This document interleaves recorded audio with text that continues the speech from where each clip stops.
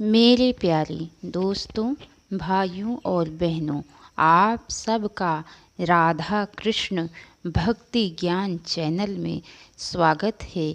आज मैं आप सबको मासों में सबसे उत्तम मास वैशाख मास का 11वां अध्याय सुनाने जा रही हूँ, जिसकी कथा सुनने से सारे पाप ताप नष्ट हो जाते हैं। तो बोलिए लक्ष्मी नारायण विष्णु भगवान की जय। चलिए दोस्तों, आप सबको वैशाख मास की कथा सुनाती हूँ। श्रुति देव जी कहने लगे कि हे राजन, राज मैथिल ने पूछा कि जब कामदेव भस्म हो गया तो फिर उसकी उत्पत्ति कैसे हुई। श्रुति देव कहने लगे कि यह कथा स्वामी कार्तिकेय के जन्म की है, जो यश और पुण्य देने वाली है।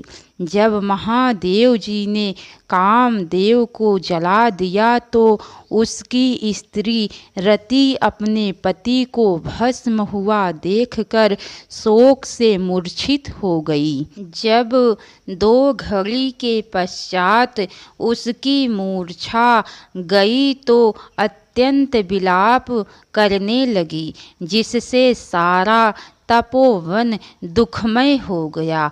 अब रति ने चिता में जलकर शरीर त्याग देने का विचार किया और अपने पति के मित्र वसंत को पति की अंतिम क्रिया करने को बुलाया।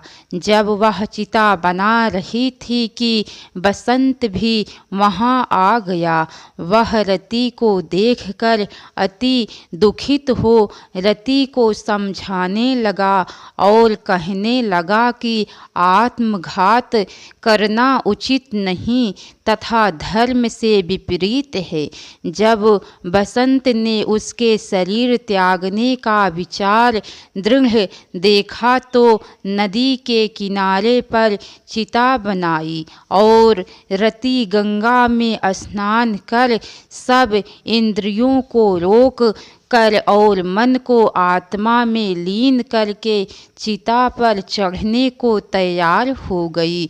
तो उसी समय आकाशवाणी हुई कि हे पति प्रेमा, तुम चिता में प्रवेश मत करो, तुम्हारा पति महादेव जी और कृष्ण भगवान से उत्पन्न होगा। इस प्रकार क्रम से 2 जन्म होंगे। तब दूसरे जन्म में श्री कृष्ण के द्वारा रुक्मिणी के गर्भ से प्रद्युम्न रूप में उत्पन्न होगा। तो ब्रह्मा के श्राप से संबर नामक राक्षस के घर में निवास करेगी। वही तेरा पति प्रद्युम्न तुझको प्राप्त होगा। इतना कहकर आकाशवाणी समाप्त हो गई। और जब रति ने आकाशवाणी सुनी तो उसने चिता में प्रवेश नहीं किया। फिर जिनके काल की सिद्धि के लिए श्री शिव जी ने कामदेव को भस्म कर दिया था, उन सब देवताओं ने बृहस्पति, इंद्र और अग्नि को आगे करके रति को वरदान दिया कि अब से तेरा पति अनंग कहलाएगा और अंग वाले की ही तरह मरा हुआ भी दिखाई देगा।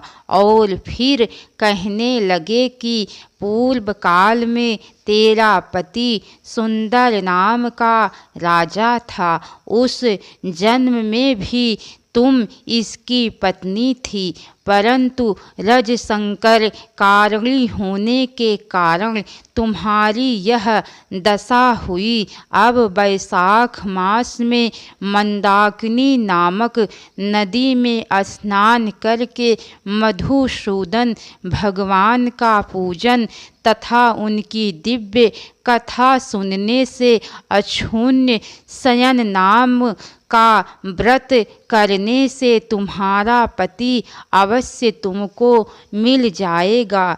रति को इस प्रकार वरदान देकर सब देवता अपने अपने स्थान को चले गई और रति ने भी क्लेश से निवृत्त हो मेष की संक्रांति में गंगा स्नान कर पवित्रता से अक्षोण्य शयन व्रत को धारण किया। इस व्रत के करने से उसको उसी समय कामदेव दिखाई दिया। उसने वैशाख मास में कर्तव्य धर्म नहीं किया था, इसी कारण परमात्मा का पुत्र होने पर भी अंगहीन हुआ। श्रुति देव कहने लगे कि जब महादेव पार्वती के सम्मुख खड़े हुए अंतर्ध्यान हो गए तो पार्वती जी खड़ी रह गई और सोचने लगी कि अब क्या किया जाए। तब उनके पिता हिमाचल उन्हें अपने घर पर ले गए, परंतु पार्वती जी श्री शिव जी के गुणों पर इतनी मुग्ध हो गई कि उन्होंने अपने मन में धारण करके गंगा तट पर जाकर घोर तप करने लगी। भोजन आदि छोड़कर तप करते करते बड़ी बड़ी जटाएं उनके सिर पर हो गई।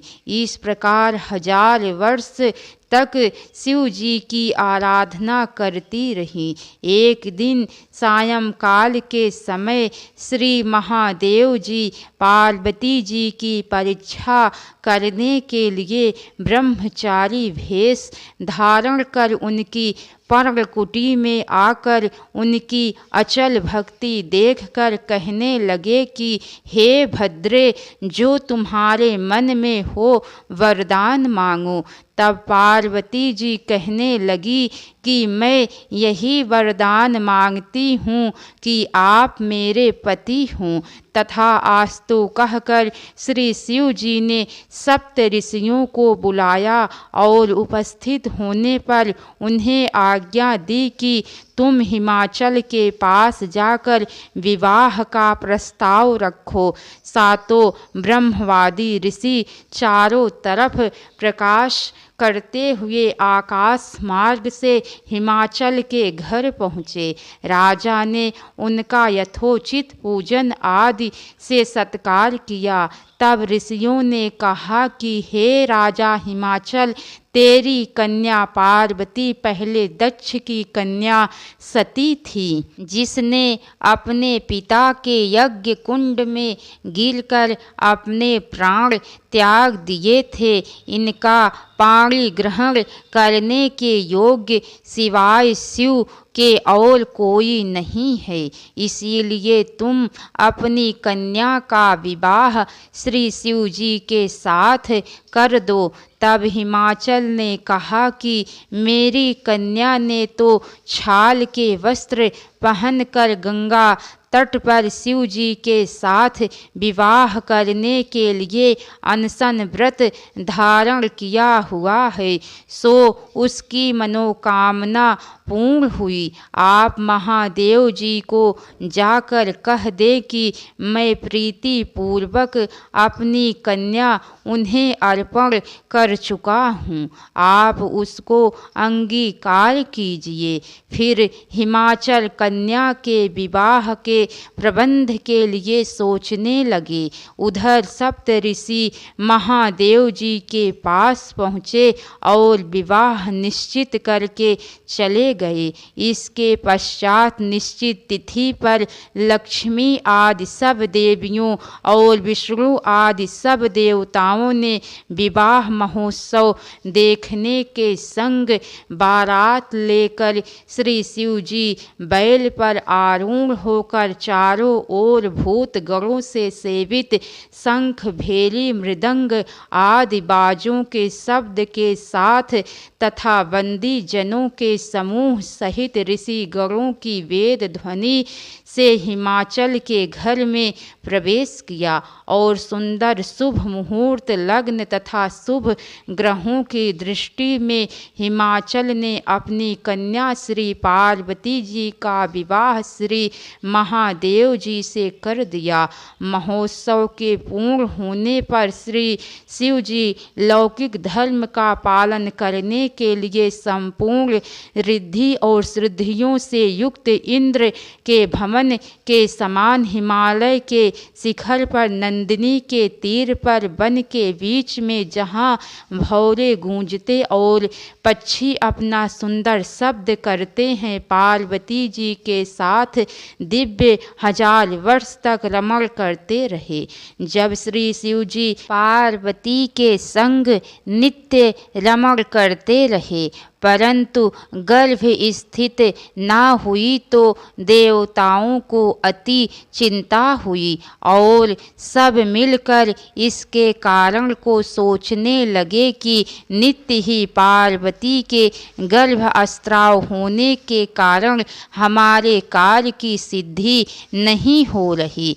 फिर विचार कर अग्नि देव को बुलाया और उनको समझाया कि जिस समय महादेव जी रमण कर चुके हों तुम उनके सामने चले जाना। पार्वती जी तुमको देखकर लज्जा के मारे वहाँ से हट जाएंगी और तुम शिव जी को अपनी बातों में लगा लेना और शिष्य समान के बहुत से प्रश्न करना तथा समय लग जाने पर पार्वती जी की गर्भ स्थिति हो जाएगी। अग्निदेव ने ऐसा ही किया और रमण के समय वहाँ पहुँच जाने से पार्वती जी वस्त्रहीन होने के कारण लज्जा के मारे रमण छोड़कर एक तरफ हो गई।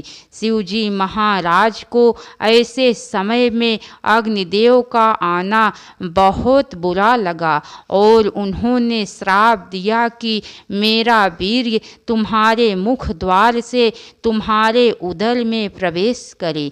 तब अग्नि ने उस वीर्य को अपने उदर में ग्रहण कर लिया और 10 महीने बीत जाने पर उस तेज वीर्य को गंगा जी में डाल दिया। गंगा जी भी उसको सहन ना कर सकी और उसको सरपतों सरकंडों में फेंक दिया और वहाँ पर उसके 6 भाग हो गए।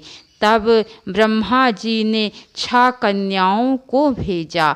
उन्होंने उन 6 भागों को जोड़ा जिससे 6 मुख और 1 अंग ऐसी आकृति का बालक बन गया। वह बहुत दिनों तक उन सरकंडों में ही पड़ा रहा। एक दिन श्री महादेव जी और पार्वती जी बैल पर चढ़े जा रहे थे कि सहसा पार्वती जी के स्तनों से दूध की धारा बहने लगी। तब पार्वती जी ने श्री महादेव जी से इसका कारण पूछा तो श्री महादेव जी बोले कि हे देवी, मैं इसका कारण कहता हूँ। देखो, यह पास में ही तुम्हारा पुत्र पड़ा हुआ है। और फिर श्री महादेव जी ने पिछली सारी कथा पार्वती जी को सुनाई और कहा कि उसी को देखकर तुम्हारे स्तनों में दूध आ गया है, क्योंकि वह तुम्हारा ही पुत्र है। महादेव जी की यह बात सुनकर पार्वती जी ने उस बालक को उठा लिया तथा पार्वती जी अपनी गोद में बिठाकर उसको अपने स्तनों का दूध पिलाने लगी। इस प्रकार पार्वती जी पुत्र स्नेह में मुग्ध होकर उसको कैलाश में ले गई और उसका पालन पोषण करने लगी। श्रुति देव जी कहने लगे कि हे राजन, यह कुमार कार्तिकेय के जन्म की कथा मैंने तुमसे कही। इसके आगे की कथा दोस्तों आप सबको कल सुनने को मिलेंगी। तो कैसी लगी कथा लाइक करके कमेंट बॉक्स में ज़रूर बताना भूलिए। लक्ष्मी नारायण विष्णु भगवान की जय। हर हर महादेव। भक्तों, अब तक की सारी वीडियो देखने के लिए आप सबको बहुत बहुत धन्यवाद। राधे राधे दोस्तों।